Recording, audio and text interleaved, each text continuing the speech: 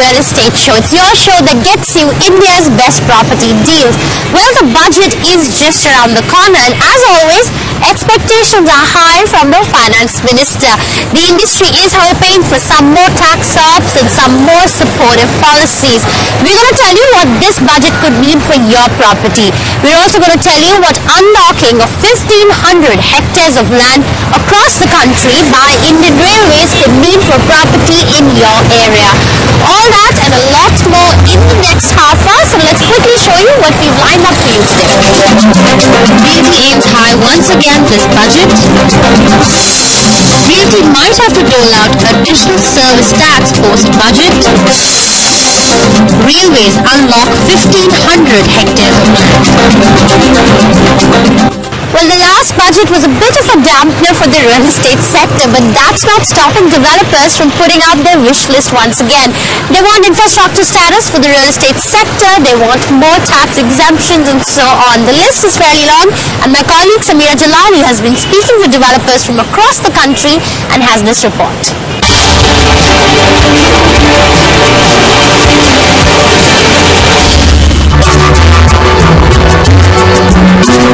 The budget season is back, and this time around, too, Realty wants more from the Finance Minister.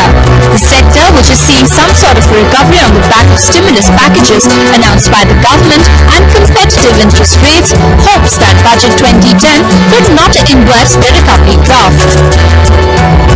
We certainly look for the interest rates, especially on housing loans, to be kept at current levels or reduced to certainly not increased. We also expect that some of the concessions given to write-off payment toward interest for loans taken by consumers is also kept at current levels. If not, we will be very encouraged if they were increased to some extent.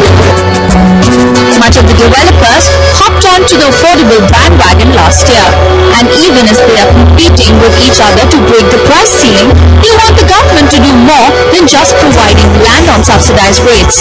The developer community wants the Finance Minister to revise Section 81B of the income tax so that the developers building small homes are exempted from paying income tax.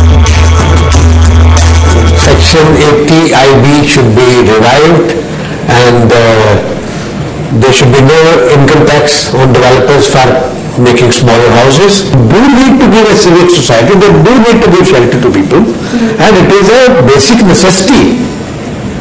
So the government should not impose taxation on this. Real estate industry is being overburdened to taxes, and hence it is becoming expensive and people are not getting into affordable housing. I think the Finance Minister needs to relook at all these segments, especially in the cases of construction of smaller housing.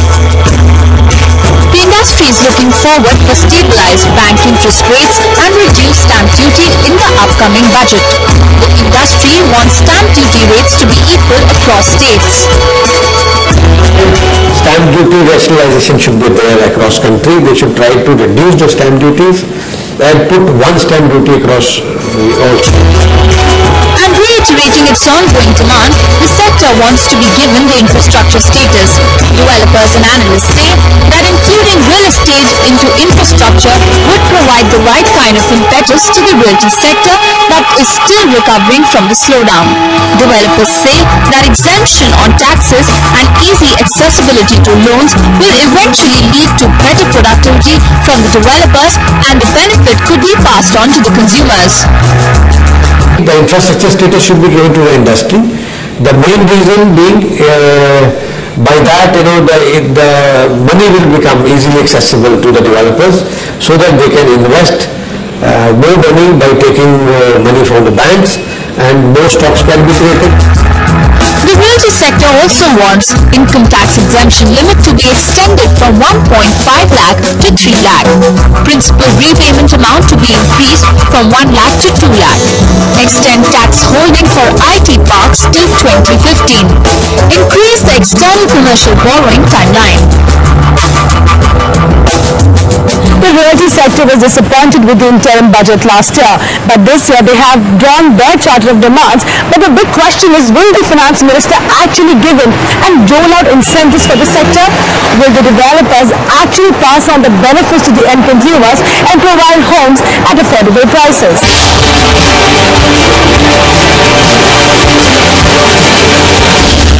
Well, one thing that the budget did do the last time around was to not hike the service tax slab for the real estate sector. But in all likelihood, the sector might not get lucky the second time around. Our sources are telling us that service tax might actually be increased from 10% to 12% for the sector. My colleague Samir Jalali has this exclusive story on what that might mean for you as a consumer.